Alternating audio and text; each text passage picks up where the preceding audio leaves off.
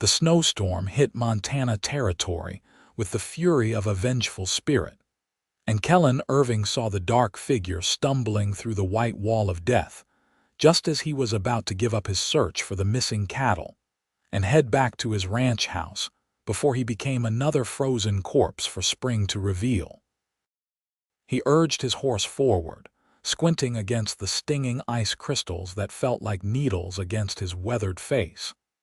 The figure collapsed into a snowdrift just 50 yards ahead, and Kellan kicked his mount into as much speed as the gelding could manage through the knee-deep powder. When he reached the fallen form, he threw himself from the saddle and dropped to his knees, brushing away the accumulating snow to reveal a woman's pale face, her lips already tinged with blue. She was alive, barely, her eyelids fluttering as he gathered her into his arms. She wore a thin traveling coat, completely inadequate for Montana winter weather, and her hands were bare, the fingers an alarming shade of white. Kellan cursed under his breath and wrapped her in the heavy bearskin he kept tied to his saddle, then hauled her up onto the horse before mounting behind her. He held her against his chest as he turned the gelding toward home, praying he could make it the 3 miles back before they both succumbed to the storm. The wind howled like a pack of wolves, and visibility dropped to almost nothing. Kellan gave the horse its head, trusting the animal's instinct to find home. The woman in his arms shivered violently, which he took as a good sign. When people stopped shivering, death was close. He talked to her, his voice rough and unused to conversation after living alone for the past 2 years. "Stay with me now. Ranch is not far. Got a fire waiting, hot coffee. You are going to be fine." She did not respond, her head lolling against his shoulder. Her hair had come loose from whatever style she had worn it in, dark strands whipping across both their faces. Kellan tucked the bearskin more tightly around her and urged the horse onward. When the dark shape of his ranch house finally emerged from the white chaos, relief flooded through him so powerfully his hands trembled. He rode straight to the barn, knowing he needed to care for the horse first, no matter how urgent the woman's condition. He dismounted and carried her inside the barn, laying her on a pile of hay before quickly unsaddling the gelding and rubbing the animal down. The barn was warmer than outside, protected from the wind, but not warm enough for someone in her condition. He gathered her back into his arms and ran through the connecting passage he had built between barn and house, a covered walkway that had saved his life more than once during brutal winters. Once inside the main house, he kicked the door shut and carried her straight to the fireplace, where the fire he had banked before leaving still held embers. He laid her on the thick rug before the hearth and quickly built up the fire, adding log after log until flames roared up the chimney. Then he turned his attention to the woman. He needed to get her out of the wet clothes and warm her up, but he hesitated, aware that she was a stranger and unconscious. His conscience warred with practicality for only a moment before practicality won. She would die if he left her in those frozen garments. He worked quickly and clinically, averting his eyes as much as possible while removing her sodden dress, petticoats, and undergarments. He wrapped her in every blanket he owned, then carried her to his bed, which sat closer to the fireplace than the couch. He piled the blankets over her and tucked them in, then went to heat water for coffee and broth. As the water heated, Kellan stripped off his own wet outer layers, hanging them near the fire to dry. He pulled on dry clothes and thick wool socks, then checked on the woman again. Her shivering had intensified, which he knew was a good sign. Her body was trying to warm itself. He rubbed her hands and feet through the blankets, trying to restore circulation without causing damage to potentially frostbitten tissue. Her eyelids fluttered again, and this time they opened. She stared up at him with eyes that were a startling shade of green, confusion, and fear evident in their depths. "You are safe," Kellan said quickly, keeping his voice low and calm. "I found you in the storm. You are at my ranch. I had to get you out of your wet clothes. They are drying by the fire." She tried to speak, but her teeth chattered too violently. He fetched the hot coffee he had prepared and helped her sit up enough to sip it. She wrapped both hands around the tin cup, holding it like a lifeline, and drank slowly. Color began to return to her cheeks, though she still trembled. "Thank you," she finally managed, her voice hoarse. "I thought I was going to die." "You almost did. What in God's name were you doing out there in a storm like that?" Her eyes filled with tears and she looked away. "Running." Kellan waited, but she offered nothing more. He did not press. People came west for all sorts of reasons, many of them involving running from something. He understood that better than most. "Well, you are safe here. Storm should blow itself out by morning. Then we will figure out what to do." "What is your name?" "Fiona," she said softly. "Fiona Owens." "Kellan Irving. Welcome to my ranch, Miss Owens, though I wish the circumstances were better." She looked around the single-room cabin that served as his home. It was rustic but well-built, with solid log walls and a sturdy roof. One end held his bed, the middle contained a rough-hewn table and chairs, and the other end served as a kitchen of sorts. Shelves lined the walls, holding supplies and a few books. A door led to the small barn passage, and a window looked out over what would be the front yard in better weather. "You live here alone?" she asked. "Have for 2 years now, had a wife once, but she died. Fever took her." "I am sorry," he shrugged, though the familiar ache settled in his chest. "Life out here is hard. She was not suited for it, but she tried. That counted for something." Fiona sipped more coffee, and he noticed her hands had stopped shaking. Her feet were propped up on pillows, and he could see they were red but not blackened. She had been lucky. "Your fingers and toes should be fine," he told her. "They will hurt like the devil as they warm up, but you will not lose them. You were not out there long enough for serious frostbite." "How long?" she asked. "How long was I out there?" "Cannot say." "How long were you walking?" She closed her eyes.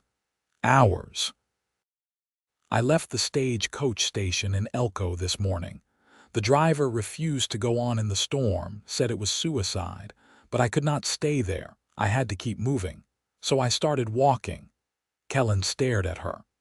"Elko is 15 miles from here. You walked 15 miles in a blizzard." "I did not realize it was that far. The man at the station in Billings said Elko was just up the road." She laughed bitterly.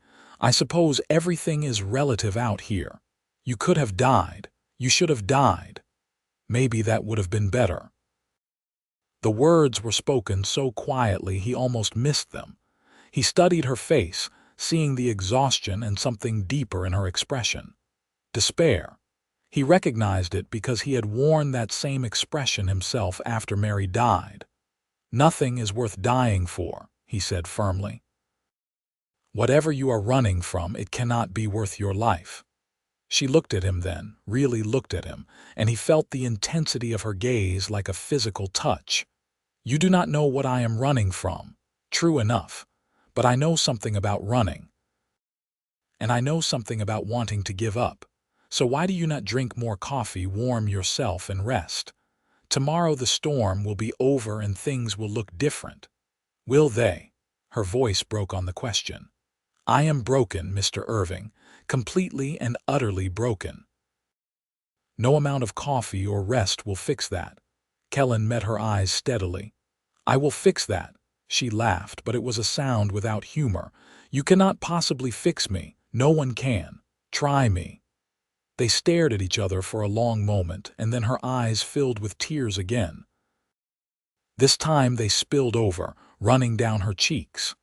Kellan felt helpless in the face of such raw emotion. He was not good with crying women. Mary had cried often during their brief marriage, and he had never known what to do about it. but he could not just stand there while Fiona wept. He sat on the edge of the bed and awkwardly patted her shoulder through the blankets. To his surprise, she turned into him, pressing her face against his chest as sobs shook her whole body. He wrapped his arms around her and let her cry, feeling the dampness of her tears soaking through his shirt. When the storm of weeping finally passed, she pulled away, embarrassment coloring her face. "I am sorry. I do not know what came over me. No need to apologize. Sometimes a person needs to cry. Nothing wrong with that." She wiped at her face with the corner of the blanket. "You must think I am completely mad. I think you are someone who has been through something terrible, and you are trying to survive it. That takes courage, not madness." Fiona studied him with those remarkable green eyes, and Kellan felt something shift in his chest. She was beautiful, he realized, even with her face blotchy from crying and her hair in tangles. There was a strength in her features, in the set of her jaw and the directness of her gaze that drew him. "I should make us some food," he said, standing abruptly. "You need to eat, build your strength back up." He busied himself at the stove, putting together a simple meal of beans and salt pork with cornbread. It was plain fare but filling and hot. While he cooked, the storm continued to rage outside, wind rattling the shutters and snow piling up against the walls. They were well and truly snowed in, which meant Fiona would be his guest for at least another day or two. He found he did not mind the prospect as much as he thought he would. After 2 years alone, talking only to his horse and the few head of cattle he ran, having another person in his house felt strange but not unpleasant. Especially when that person was a woman with sad green eyes and a story he found himself wanting to know. They ate in companionable silence, sitting by the fire. Fiona had wrapped one of the blankets around herself like a cloak, her bare feet tucked under her. Her wet clothes hung on a line Kellan had strung near the hearth, steaming slightly as they dried. He tried not to think about the fact that she was naked under that blanket, tried not to notice the curve of her shoulder where the blanket had slipped or the pale column of her throat. "This is good," she said, scraping the last of the beans from her bowl. "Thank you. Not fancy, but it keeps a man alive through winter." "Where are you from originally, Mr. Irving?" "Kentucky. Came west after the war, too many ghosts back home." She nodded, understanding. "The war touched everyone, did it not?" "That it did. What about you? Where are you from?" "Boston." "I came west with my husband 3 years ago. He had dreams of striking it rich in the gold fields." Her voice went flat. "He struck it rich, all right. Rich enough to decide he did not need a wife anymore. Rich enough to buy himself a fancy woman from one of the saloons and install her in our house while he threw me out." Kellan felt anger rise in his chest. "He cannot do that. You were married. In the eyes of God, yes, but out here, what does that matter? He had money and influence. I had nothing. When I tried to fight him, he had me declared mentally unsound. Said I was hysterical and delusional. The judge believed him because they were friends, because they drank together and played cards together. So I was put in an asylum for 6 months while my husband lived with his whore in my house." Her hands shook as she set down the bowl. "Do you know what they do to women in those places, Mr. Irving? They treat you like animals. They put you in ice baths until you cannot feel your limbs. They force terrible medicines down your throat. They strap you to beds for days at a time. All to cure your hysteria, they say. All to make you docile and obedient." Kellan felt sick. He had heard stories about asylums, but hearing it from someone who had lived through it made it real in a way newspaper accounts never could. "How did you get out?" A new doctor came. He actually listened to me, actually looked at my case. He realized there was nothing wrong with me except grief and betrayal. He signed my release. But by then, my husband had divorced me on grounds of insanity. I had no money, no home, nothing. The clothes I was wearing were charity from the doctor's wife. So you ran. So I ran. I took what little money I had managed to hide before and bought a train ticket as far west as it would take me. I thought maybe I could find work in one of the mining towns, cooking or cleaning. Anything to survive. But then the train broke down in Billings and I had to take a stage, and the stage would not go past Elko because of the storm, and I just kept running because I could not stop. If I stopped, I would have to think about everything I lost, everything that was taken from me. So I walked into the storm because at least if I died, the pain would stop. Tears streamed down her face again, but this time she did not sob. She just let them fall while she stared into the fire. Kellan moved to sit beside her on the floor, close enough that their shoulders touched. "You are not broken, Fiona." "Yes, I am. I am completely shattered. There is nothing left of the person I used to be." "Then maybe that is all right. Maybe that person needed to shatter so someone stronger could emerge." She turned to look at him, surprise evident in her expression. "That is a very philosophical thought for a rancher. I do a lot of thinking out here alone, not much else to do during long winters." He smiled slightly. "And I am not just a rancher. I was a school teacher before the war, loved books, loved learning. But the war changed me, just like this changed you. The man who went off to fight never came back. Someone else wearing his face returned instead. Do you miss him? The man you were?" Kellan considered the question. "Sometimes, but mostly I am learning to accept who I am now." "That is all we can do, really. Accept what we have become and try to make something worthwhile out of it." They sat in silence for a while, watching the fire burn. Outside, the storm showed no signs of abating.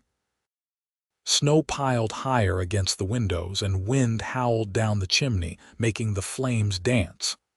"I should let you have your bed back," Fiona said finally. "You have been more than kind, but I cannot keep imposing. You are not imposing, and you need the rest more than I do." "I will sleep on the floor by the fire, will not be the first time. I cannot let you do that. This is your home, and you are my guest. Please, Fiona, let me do this." She hesitated, then nodded. "Thank you, Kellan, for everything, for saving my life, for listening, for not judging me." "Nothing to judge. You survived. That is what matters." He helped her back into the bed, making sure she was warm and comfortable. Then he made himself a pallet on the floor near the fire, using extra blankets and his saddle as a pillow. It was not comfortable, but he had slept in worse conditions. The war had taught him to sleep anywhere, under any circumstances. As he lay there listening to the storm and the soft sound of Fiona's breathing, Kellan found himself thinking about the strange turn his life had taken.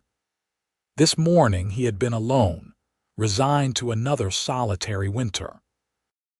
Now there was a woman in his bed, a woman with a tragic story and beautiful green eyes, a woman who had walked into a storm choosing death over the pain of living. He understood that choice more than she knew. After Mary died, he had considered eating his gun more than once. The loneliness had been crushing, the guilt overwhelming. He had failed to protect her, failed to make her happy, failed to give her a good life. Only the stubborn determination to survive, to not let the war and death claim another victim, had kept him going. Maybe that was why he felt such a connection to Fiona. They were both survivors, both walking wounded, trying to figure out how to keep living when everything hurt. Maybe together they could find a reason to keep going. Or maybe he was just a lonely fool reading too much into a situation born of desperation and circumstance. Either way, he would help her. He had made that promise, and he intended to keep it. Sleep claimed him eventually, and he dreamed of green eyes and dark hair, of a woman's soft voice saying his name. Morning came gray and cold, but the storm had finally blown itself out. Kellan woke to silence, that peculiar muffled quiet that came after heavy snow. He stood and stretched, his back protesting sleeping on the hard floor, then checked on Fiona. She was still asleep, her face peaceful in repose. He noticed her clothes had dried overnight, so he carefully took them down and folded them, placing them on the chair near the bed. Then he went about his morning routine, stoking the fire and putting coffee on to boil. He would need to dig out the door and check on the barn, make sure the horse had enough feed and water. The cattle would have to fend for themselves for now. They were hardy beasts, bred for Montana winters, and they knew how to find shelter in the coulees and valleys. The sound of him moving around woke Fiona. She sat up slowly, clutching the blankets to her chest, and looked around with the confusion of someone waking in an unfamiliar place. When her gaze landed on him, memory flooded her features. "Good morning," Kellan said. "Coffee will be ready soon. Your clothes are dry. Thank you." She glanced toward the window. The storm stopped. "Yes, we got at least 2 feet, maybe more. We'll take some digging to get the door open." She bit her lip. "I should leave. I have imposed on you long enough." "Leave and go where?" "Elko is 15 miles away through fresh snow. You would not make it half a mile. Besides, I said I would fix what was broken, and I am a man of my word." "You cannot fix me, Kellan." "Last night I thought maybe you could, but in the light of day, I realize how impossible that is. I am too damaged." He poured 2 cups of coffee and brought one to her, sitting on the edge of the bed. "You keep saying you are broken, but I do not see it. I see a woman who survived hell and came out the other side. I see strength and courage. I see someone worth knowing." Fiona's eyes filled with tears. "You barely know me. Then stay and I will get to know you. Stay through the winter. By spring, maybe you will believe you are not broken. And if you still want to leave, then I will take you wherever you want to go." "Why would you do this for a stranger?" Kellan thought about his answer carefully. "Because 2 years ago I was where you are now, broken, or so I thought, alone and wanting to give up. But I kept going one day at a time, and eventually it got easier. I learned to live with the pain, learned to find moments of peace. Maybe I can help you find that too. And if I cannot, if I am too damaged to ever be whole again, then we will deal with that when the time comes. But you have to try, Fiona. You have to give yourself a chance." She stared at him for a long moment, searching his face for something. Whatever she found there must have satisfied her, because she finally nodded. "All right, I will stay through the winter, but I will earn my keep. I can cook and clean. I will not be a burden. You could never be a burden." He stood and gestured toward her folded clothes. "Get dressed and I will make breakfast. Then I need to dig us out and check the animals. After that, we will figure out the rest." Kellan busied himself at the stove while Fiona dressed behind him. He heard the rustle of fabric and forced himself not to turn around. When she emerged, wrapped in the blanket she had worn the night before because she had no coat, he felt his breath catch. Even in her wrinkled traveling dress with her hair hanging loose, she was lovely. They ate breakfast together, corn mush with molasses and salt pork, simple but filling. Then Kellan bundled into his heavy coat and went to dig out the door. The snow had drifted almost to the roof in places, and it took him an hour of hard work to carve a path to the barn. The horse greeted him with a welcoming nicker, and Kellan spent time brushing him down and checking him over before feeding him. When he returned to the house, he found Fiona had cleaned up from breakfast and was attempting to tidy the small cabin. She looked up when he entered, brushing a strand of hair from her face. "I did not have much to work with, but I tried to organize things better. I hope you do not mind." "Mind? This place has not been properly cleaned since Mary died. You are doing me a favor." "Who was Mary?" "My wife. We were married less than a year when she got sick. The fever took her in 3 days. There was nothing I could do but watch her suffer." Fiona touched his arm gently. "I am sorry. That must have been terrible." "It was, but it was also 2 years ago. I have learned to live with it." "Do you miss her?" Kellan considered the question. I miss the idea of her more than the reality, I think. We married quickly, barely knew each other. She was a preacher's daughter from town, and I was a lonely rancher looking for companionship. It was not a love match, though I cared for her and tried to make her happy. But she hated it here. Hated the isolation, the hard work, the endless wind. She cried every day and begged me to take her back east.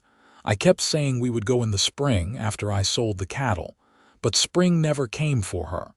You cannot blame yourself for her death. I know that in my head. My heart is slower to accept it. They spent the rest of the day working together to make the cabin more livable. Fiona had a gift for organization and an eye for making even rough surroundings more comfortable. She rearranged his supplies, cleaned every surface until it gleamed, and somehow made the small space feel more like a home than a simple shelter. As they worked, they talked. Fiona told him about growing up in Boston, the daughter of a shipping merchant. She had been educated at a good school, spoke French, and played piano. She had married William Owens when she was 20, believing he loved her, believing they would build a good life together. He was charming, she said, scrubbing the table with fierce strokes. So charming and attentive. He made me feel special, like I was the only woman in the world. But it was all a lie. He wanted my father's money, wanted the contacts and connections my family could provide. Once he got what he wanted, once he made his fortune in the gold fields, he did not need me anymore. I was inconvenient, a reminder of his humble beginnings, so he found a way to get rid of me. He sounds like a bastard. He is, but I was a fool for believing him. Believing someone who claims to love you does not make you a fool, it makes you human. She stopped scrubbing and looked at him. How did you get so wise? Living alone gives a man a lot of time to think. Maybe too much time. That evening they sat by the fire again, and Kellan pulled out one of his precious books. He only had a dozen carefully chosen volumes he had brought west with him. He selected a collection of poems by Whitman and began to read aloud. Fiona listened, her eyes half closed, a slight smile on her face. I did not expect a Montana rancher to read poetry, she said when he paused. I told you, I was a teacher before the war. Poetry and literature were my life. I taught at a small academy in Kentucky, tried to instill a love of learning in young minds. Why did you give it up? The war destroyed the academy. Most of my students died in the fighting, including my younger brother. After that, I could not go back. Every desk reminded me of someone I had lost. So I came west looking for something different, something that would not hurt so much. Did you find it? I found space. I found silence. I found a place where the past could not reach me quite so easily. Is that what I was looking for? I am not sure. But it is what I needed at the time. Fiona moved closer to him, resting her head on his shoulder. The gesture was intimate but innocent, seeking comfort rather than anything more. Kellan felt warmth spread through his chest at the simple contact.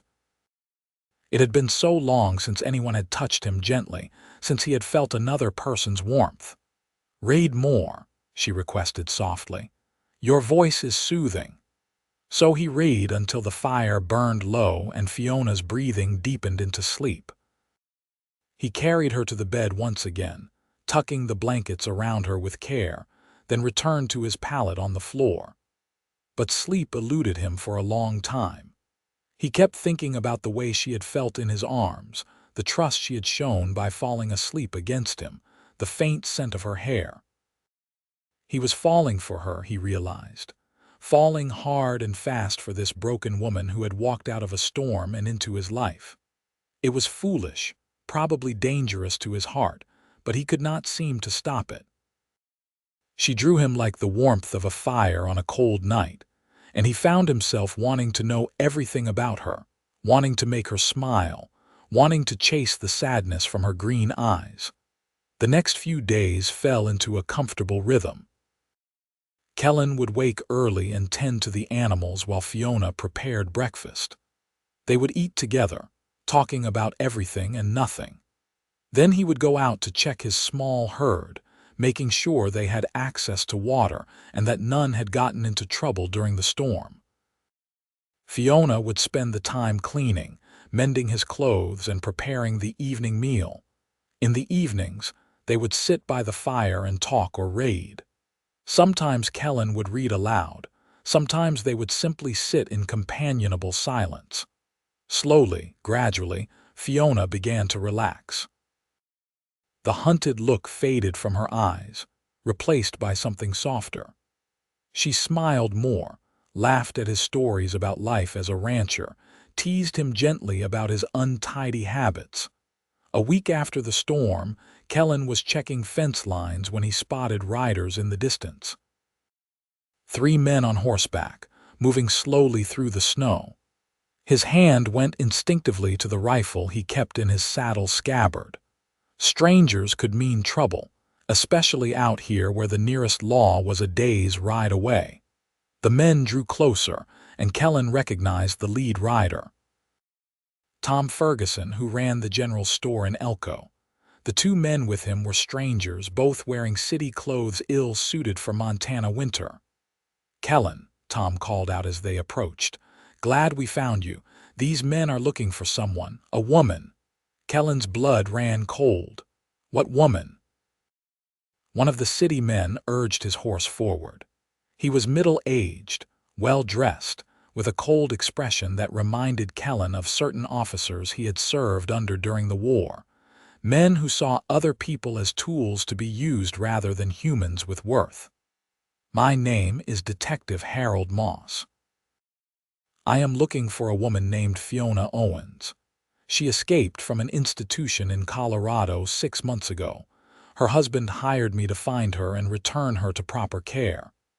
Escaped? She was released by a doctor. The detective's eyes narrowed. "So she is here. I need you to turn her over immediately." "Like hell I will. She has done nothing wrong. She does not belong in an asylum." "That is not for you to decide, Mr. Irving. Her husband has legal guardianship due to her mental incapacity. The law is on his side." Kellan felt rage building in his chest. "The law is wrong. She is not insane. Her husband is a bastard who wanted to be rid of her, nothing more." Tom Ferguson looked uncomfortable.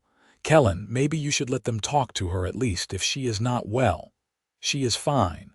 She is recovering from trauma, but that does not make her insane." The detective dismounted. "I am going to have to insist.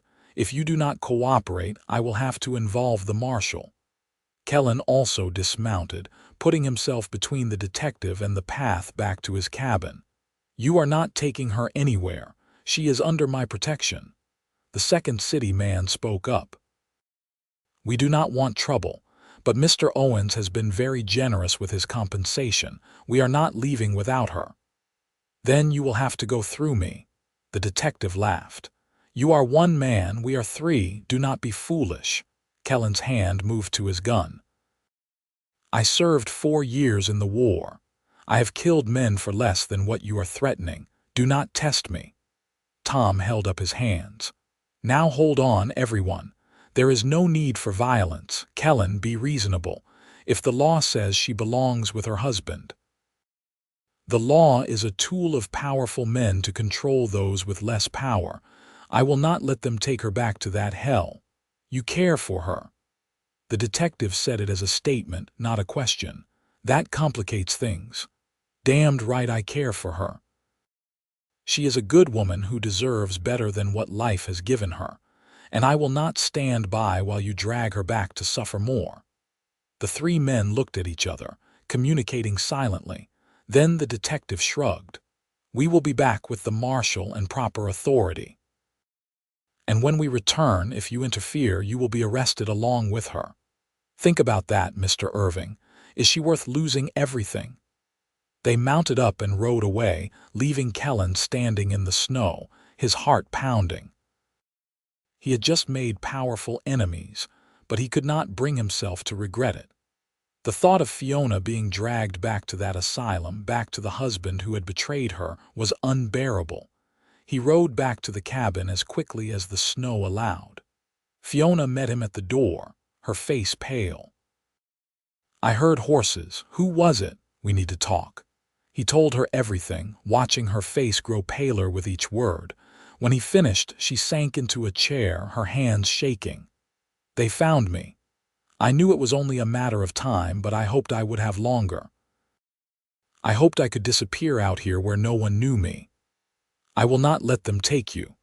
You cannot stop them, Kellan. They have the law on their side. They have money and power.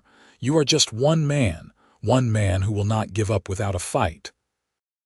She looked up at him with those green eyes full of fear and something else. Hope, maybe, or the beginning of it. "Why are you doing this? Why risk everything for me?" Kellan knelt in front of her chair, taking her hands in his. "Because you matter. Because what they did to you was wrong, and someone needs to stand up and say it. Because in the week you have been here, I have come to care for you more than I thought possible. Because when I look at you, I do not see someone broken. I see someone strong and brave and worth fighting for." Tears spilled down her cheeks. "I am falling in love with you. I know it is too soon. I know it is foolish, but I cannot help it. You make me feel safe for the first time in years. You make me believe I might have a future worth living. Then marry me." Fiona stared at him in shock. "What?" "Marry me. If you are my wife, they cannot take you. Your husband cannot have legal guardianship over you if you are married to someone else. We will ride to town today and find a preacher. We will make it legal before they come back." "Kellan, that is insane. You cannot marry me just to protect me from them. That is not fair to you." "Who says it is just to protect you? Maybe I want to marry you. Maybe I have been alone too long and you have reminded me what it is like to have someone to talk to, someone to share meals with, someone to care about. Maybe I am falling in love with you too." She cupped his face in her hands, searching his eyes. "Do you mean that, truly?" "Every word. I know it is fast. I know we have only known each other a week. But out here, life moves differently. People make decisions quickly because they have to. And I have never been more certain of anything. I want you to stay. I want you to be my wife. Not just to protect you, though that is part of it, but because when I think about you leaving, my chest feels hollow. Because you have brought life back into this house, back into me. Because you are not broken, Fiona. You are perfect just as you are." She kissed him then, a soft press of lips that sent electricity through his entire body. It was a gentle kiss, tentative and sweet, but it held the promise of more. When she pulled back, she was smiling through her tears. "Yes. I will marry you, Kellan Irving." They rode to Elko that afternoon, pushing the horses as hard as they dared through the snow. The town was small, just a handful of buildings along the main road, but it had a church and a preacher. Reverend Samuel Holt was an old man with kind eyes who asked no questions when Kellan explained they needed to be married immediately. "Young love cannot wait," he said with a smile. "I will need 2 witnesses." Tom Ferguson agreed to serve, despite his discomfort with the situation earlier. The store owner's wife, Martha, stood as the second witness. The ceremony was brief and simple, but when Kellan slid his mother's wedding ring onto Fiona's finger, a ring he had carried with him all these years, the moment felt sacred. "You may kiss your bride," the Reverend said. Kellan cupped Fiona's face in his hands and kissed her properly this time, pouring all his feelings into it. She responded with equal passion, her arms wrapping around his neck. When they finally broke apart, both breathing hard, the Reverend was grinning. "That is a good start to a marriage. Now go home and build a life together." They filed the marriage certificate with the town clerk, making sure it was properly recorded. Kellan paid extra to have a copy sent to the territorial capital, ensuring there would be no question of its legitimacy. Then they bought supplies, including a proper winter coat for Fiona and fabric for new dresses. As they loaded the supplies onto the pack horse, Tom pulled Kellan aside. "Those men will come back and they will not be happy. Let them come. She is my wife now. They have no claim on her. Her first husband might see things differently. Be careful, Kellan. Men like that do not like losing. He already lost. He just does not know it yet." They made it back to the ranch before dark. Kellan tended to the horses while Fiona went inside to start dinner. When he entered the cabin, she turned from the stove and smiled at him, his wife. The word still felt strange, but also right in a way he had not expected. "I made stew," she said. "It should be ready soon." Kellan crossed to her and pulled her into his arms. "Are you all right with all of this?" "I am terrified," she admitted. "But I am also happier than I have been in years. Is that strange?" "No, I feel the same way." They ate dinner, and the atmosphere felt different now, charged with anticipation and nervousness. They were married, which meant they would share a bed as husband and wife. Kellan had not pressured her, had not even suggested it, but they both knew what marriage traditionally meant. After dinner, Fiona cleaned up while Kellan added wood to the fire. The cabin was warm, almost too warm, but he kept busy to avoid thinking about what came next. When Fiona finished, she stood by the bed, her hands clasped in front of her. "I should tell you," she said quietly. "William and our marriage was not happy in any sense. He was not kind, especially toward the end. The thought of being with a man again frightens me." Kellan crossed to her immediately. "Then we wait. We have the rest of our lives, Fiona. There is no rush. I meant what I said. I married you because I care about you, not because I expected anything in return." Relief flooded her features. "Thank you. I know it is not fair to you. Yes, it is. Marriage is about more than just the physical. It is about partnership, trust, caring for each other. The rest will come when you are ready, if you are ever ready. And if you are never ready, then we will figure that out too." She kissed him softly. "How did I get so lucky as to find you? I think we found each other, and that makes us both lucky." They lay down together that night, Kellan holding Fiona gently as she curled against his side. It felt natural and right, her warmth pressed against him, her head on his shoulder. She fell asleep quickly, her breathing evening out, and Kellan lay awake staring at the ceiling and marveling at the turn his life had taken. A week ago he had been alone, resigned to solitude. Now he had a wife, a woman he was falling deeply in love with, a woman worth fighting for. Whatever came next, whatever threats materialized, he would face them. Because Fiona was his now, and he protected what was his. The detective returned 3 days later, this time with the territorial marshal and 2 deputies. Kellan saw them coming and went out to meet them, his rifle in hand. Fiona stayed inside, watching through the window. Marshal Cobb was a hard-faced man in his 50s, someone who had clearly seen his share of trouble. He held up a hand as Kellan raised the rifle. "No need for that, Mr. Irving. I am here to sort this out peacefully." "There is nothing to sort out. Fiona is my wife now. She is not going anywhere." The detective dismounted, his face red with anger. "This is outrageous. He married her to avoid the law. The marriage should be annulled." "On what grounds?" Kellan demanded. "We were both of sound mind, both consenting adults. We followed all legal requirements. The marriage is legitimate." Marshal Cobb looked between them. "Is the woman here? I need to speak with her." "I am here," Fiona said, stepping out of the cabin despite Kellan's gesture for her to stay inside. She had wrapped herself in her new coat and stood with her shoulders back, every inch a lady despite her simple dress and surroundings.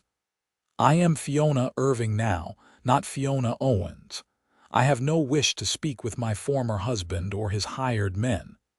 "Mrs. Irving," the marshal said respectfully. I have papers here stating you are mentally incompetent and should be returned to your former husband's custody. Do you dispute this? Absolutely. I was wrongly committed to an asylum by a vindictive husband who wanted to be rid of me. A doctor reviewed my case and declared me sane. I have harmed no one, broken no laws. I simply wish to live in peace with my husband. The detective stepped forward. She is delusional. She cannot be trusted to make rational decisions. I am standing right here, Fiona said coldly, and I am perfectly capable of speaking for myself. I am not insane. I never was. I was inconvenient to a man who valued money over human decency. That does not make me crazy. Marshal Cobb studied her for a long moment. You seem perfectly rational to me, Mrs. Irving, and the fact is, you are now married to Mr. Irving here. That changes your legal status. Your former husband no longer has any claim on you. This is unacceptable, the detective sputtered. Mr. Owens paid good money. Then Mr. Owens wasted his money. The matter is closed. The marshal tipped his hat to Fiona. Madam, I hope you find happiness here. Thank you, Marshal. The lawman rode away, leaving the detective standing alone. He glared at Kellan with pure hatred. This is not over. Mr. Owens is a powerful man. He has connections. Tell Mr. Owens that his former wife is happy and well cared for. Tell him to move on with his life and leave us to live ours in peace.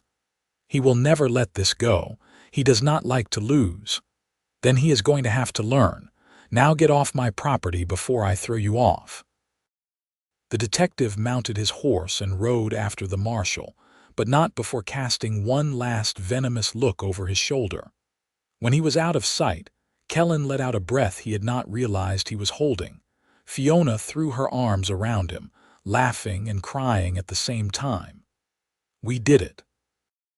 They are gone. I am free. Kellan held her tight. You are free. You are my wife, and no one is taking you away from me. They went inside and celebrated with the good whiskey Kellan had been saving for a special occasion. They sat by the fire, Fiona curled in his lap, and talked about the future. She wanted to start a garden in the spring, maybe get some chickens. Kellan talked about expanding his herd, maybe building a bigger house. We could have children, Fiona said softly. Would you want that with you? Yes, but only when you are ready. There is no rush. She kissed him, and this time the kiss was different, deeper, more passionate. Her hands moved to the buttons of his shirt, fumbling with them. Kellan caught her hands gently. Are you sure? I do not want you to feel pressured. I am sure. I want this. I want you. I am tired of letting my past control my present. I am tired of being afraid. I trust you, Kellan. I love you. I love you too, so much. He carried her to the bed, laying her down gently. They undressed each other slowly, Kellan taking his time, letting her set the pace. When he finally joined with her, she gasped and clutched at his shoulders. He moved carefully, watching her face for any sign of distress. But there was none, only pleasure and wonder. Afterward, they lay tangled together, both breathing hard. Fiona traced patterns on his chest with her fingertips. Thank you, she whispered. For what? For being patient, for being kind, for showing me that not all men are like William. William is a fool who did not appreciate what he had. I will never make that mistake. The rest of the winter passed in quiet contentment. They settled into married life easily, learning each other's rhythms and habits. Fiona proved to be an excellent cook and housekeeper, transforming the rough cabin into a real home. Kellan taught her to ride and helped her understand ranch work. In the evenings, they would raid together or simply talk, sharing stories of their pasts and dreams for their future. The nightmares that had plagued Fiona since her time in the asylum gradually lessened.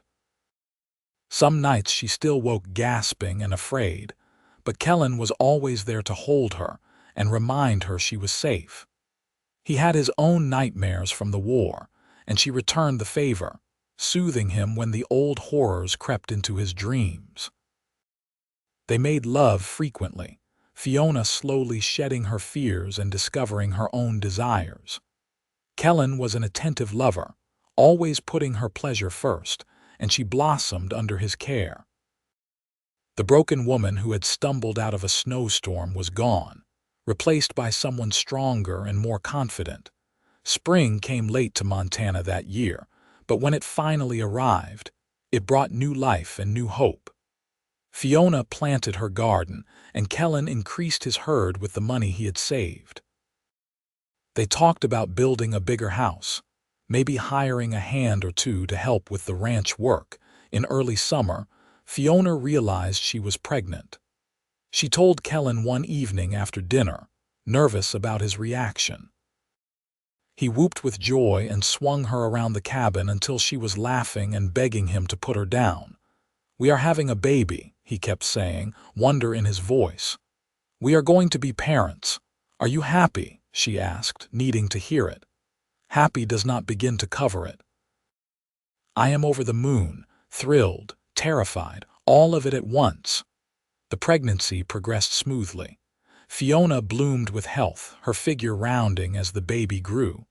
Kellan was attentive to the point of being comical, worrying over every little thing. Fiona teased him mercilessly about it, but secretly she loved how much he cared.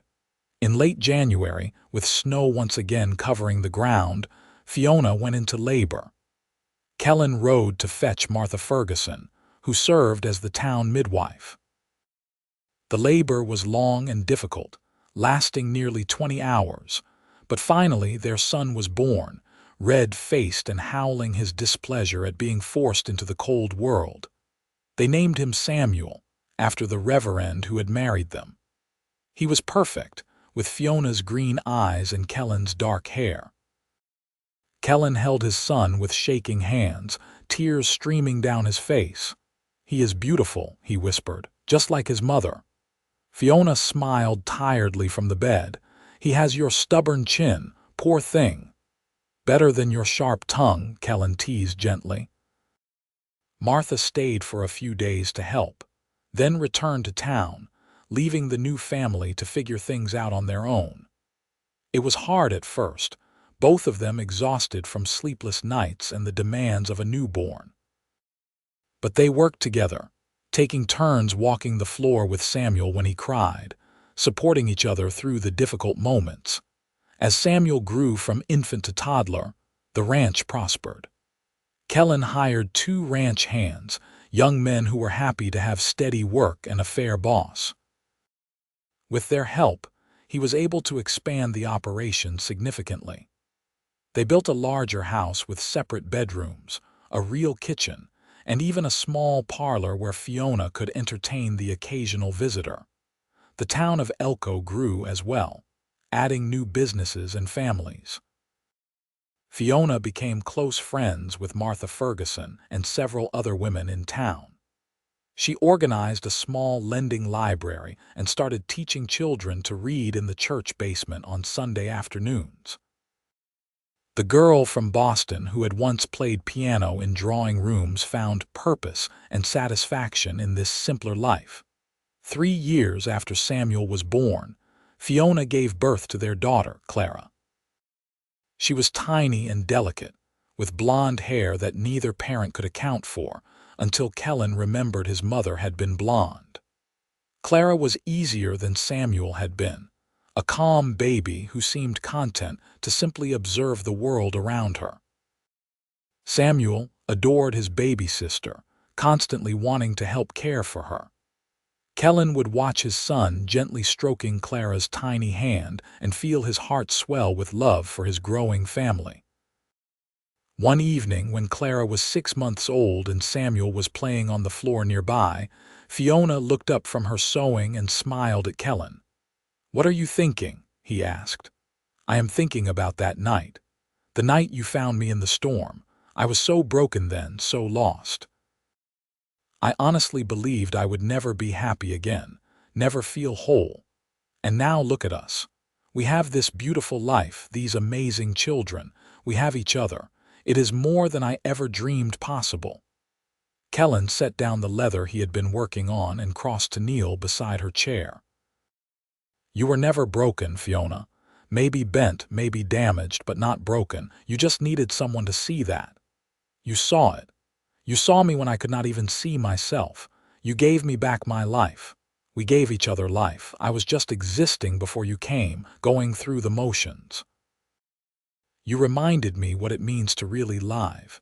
She kissed him softly. "I love you, Kellan Irving. I will love you until the day I die and beyond. And I love you, Fiona Irving, my wife, mother of my children, the woman who walked out of a storm and into my heart."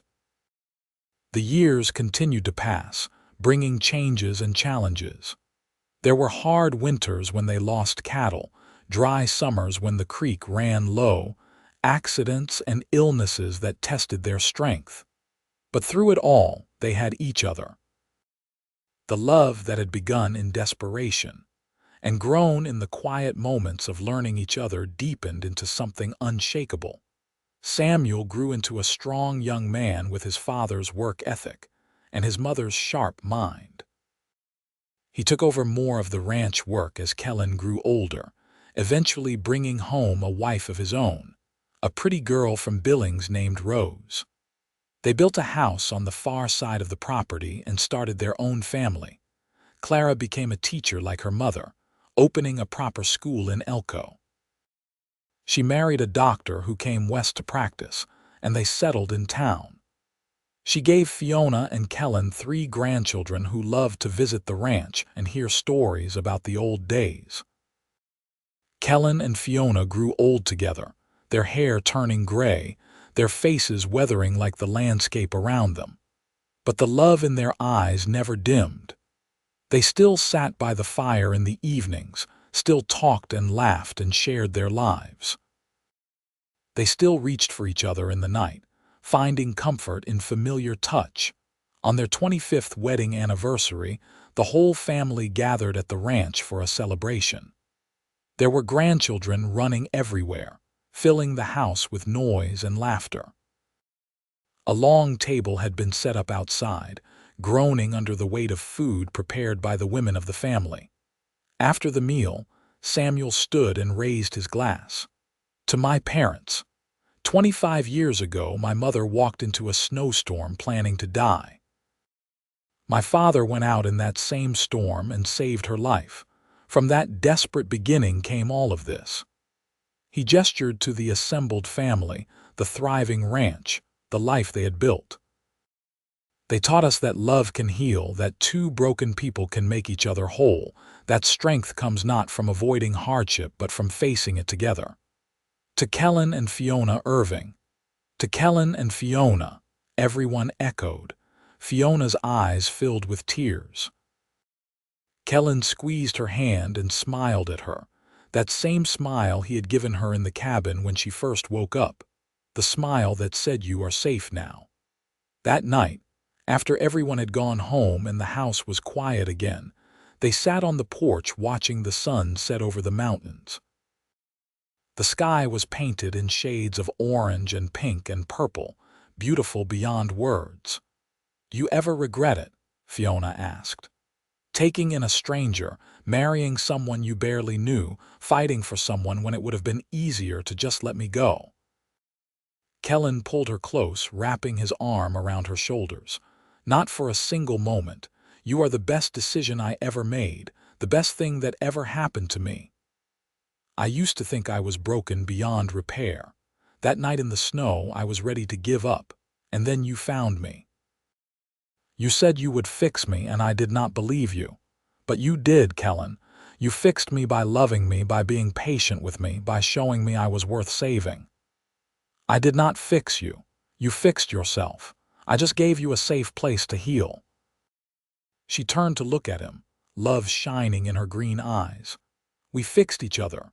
You were just as broken as I was, just as lost. We found each other in that storm, and we have been finding each other every day since. I like that, finding each other every day." They sat in comfortable silence as darkness fell and stars began to appear overhead. The wind whispered through the grass, carrying the scent of summer and growing things. Somewhere in the distance, a coyote called to its mate, the lonely sound somehow comforting in its familiarity. "Thank you for being stubborn," Fiona said softly. "Thank you for not giving up on me when I had given up on myself. Thank you for seeing something in me worth fighting for. Thank you for walking into that storm. Thank you for staying when you could have left. Thank you for giving me a reason to live again instead of just existing. Thank you for our children, our life, our love. Thank you for everything." She rested her head on his shoulder, and they watched the stars emerge one by one, painting the sky with light. The ranch stretched out around them, peaceful and prosperous, home to not just cattle and horses, but to a family built on love and second chances. The house behind them held the echoes of laughter and tears, of quiet mornings and passionate nights, of children growing and love deepening. The walls had witnessed the transformation of two broken people into partners, lovers, parents, and grandparents. They had seen desperation transform into hope, loneliness into companionship, wounds into scars that told a story of survival and strength. Fiona thought about the woman she had been, stumbling through a snowstorm with death as her only companion. That woman seemed like a stranger now, someone from a half-remembered dream. She had been convinced she was broken, shattered into so many pieces she could never be made whole. She had been wrong, or maybe not wrong exactly. Maybe she had been broken. Maybe the asylum and the betrayal and the loss had shattered her into fragments. But those fragments had reformed into something new, something stronger. She was not the same person who had married William Owens in Boston, young and naive and trusting. She was someone different, someone forged in fire and snow, someone who knew the value of kindness and the strength of love. And Kellan had been her guide through that transformation. Not by forcing her to change, not by trying to reshape her into something he wanted, but by simply loving her as she was, by seeing past the damage to the person underneath, by believing in her when she could not believe in herself. "What are you thinking?" Kellan asked, his voice rumbling through his chest against her ear. "I am thinking about how grateful I am, how lucky, how blessed. I am the lucky one. We both are. We found each other when we needed it most. Not everyone gets that kind of second chance." The night air grew cooler, and they went inside, banking the fire and preparing for bed. They moved around each other with the ease of long practice, a dance perfected over 25 years of marriage. When they finally lay down together, Fiona curled into Kellan's embrace the way she had done thousands of times before. "I love you," she whispered into the darkness. "I love you too," he whispered back. "Now and always." Sleep claimed them both, and they dreamed of snowstorms and salvation, of love found in the most unlikely places, of broken things made whole. The years continued their steady march forward. Kellan's dark hair turned completely silver, and his movements became slower, more careful. Fiona developed lines around her eyes and mouth, maps of laughter and joy etched into her skin. But when they looked at each other, they still saw the people they had been that first night, the lonely rancher and the woman he saved from a storm. More grandchildren came, filling their twilight years with noise and energy. The ranch continued to thrive under Samuel's management, becoming one of the most successful operations in the territory. Clara's school grew, educating not just children from Elko but from farms and ranches for miles around.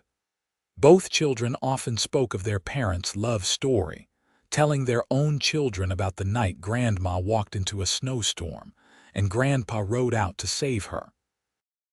On a cold January morning, 30 years after that fateful snowstorm, Fiona woke to find Kellan watching her with that same soft expression he had worn on their wedding day. "Good morning, beautiful," he said, his voice rough with age but still warm. Good morning yourself, handsome. What has you staring at me so early? I was just thinking about how lucky I am. 30 years married to the most amazing woman I have ever known. 30 years of waking up next to you. Not everyone gets that. Fiona reached up to touch his weathered face, tracing the lines and scars that told the story of his life. We have been blessed, have we not? Even with all the hardship, all the struggles, we have been so blessed. Because we had each other. We could face anything because we were together. She smiled. I remember telling you I was broken that first night. Do you remember what you said? I said I would fix that. Cocky bastard, was I not? As if anyone could fix another person. But you did fix me in your way, not by changing me but by loving me, by giving me a safe place to land. By being my home. And you fixed me. You brought me back to life when I thought I was dead inside. You gave me a reason to keep going. They lay there together as the sun rose, painting their bedroom in shades of gold. Outside, the ranch was waking up. They could hear Samuel's voice calling to the ranch hands, the lowing of cattle, the familiar sounds of home. Should we get up? Fiona asked, though neither of them moved. In a minute. Let me hold you just a little longer. So she settled back against his chest, listening to his heartbeat, steady and strong. It was the same heartbeat she had listened to for 3 decades, the rhythm that had become as familiar to her as her own breathing. They rose eventually, as they always did, and went about their day. But there was a sweetness to every moment, an awareness that time was precious and not to be wasted. They held hands while they ate breakfast. They kissed in the kitchen when Fiona was washing dishes. They sat close on the porch in the afternoon, watching Samuel work with the horses. That evening, as they were preparing for bed, Kellan pulled Fiona into his arms and just held her, swaying slightly as if to music only he could hear. "Dance with me," he said softly. "There is no music. There is always music when I am with you."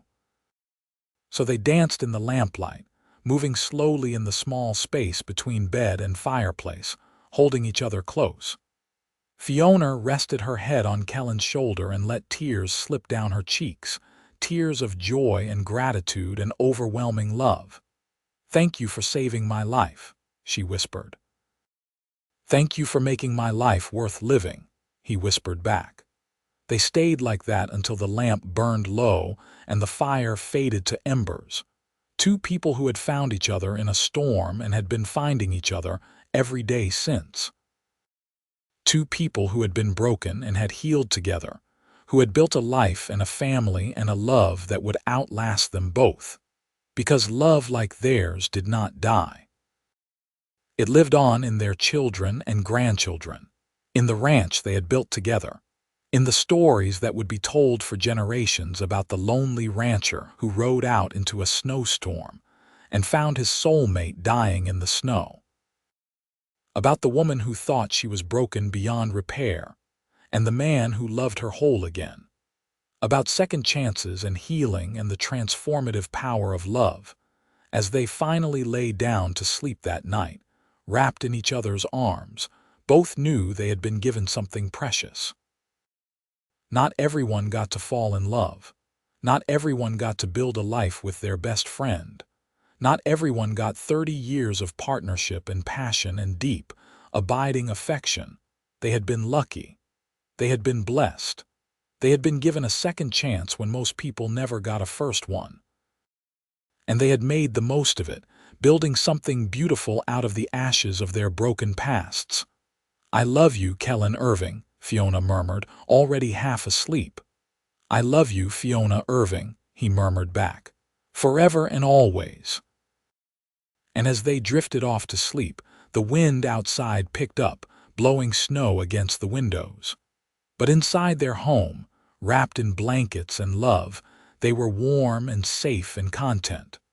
The storm could rage all it wanted. They had weathered far worse and come out stronger for it. Together, they could weather anything. The end.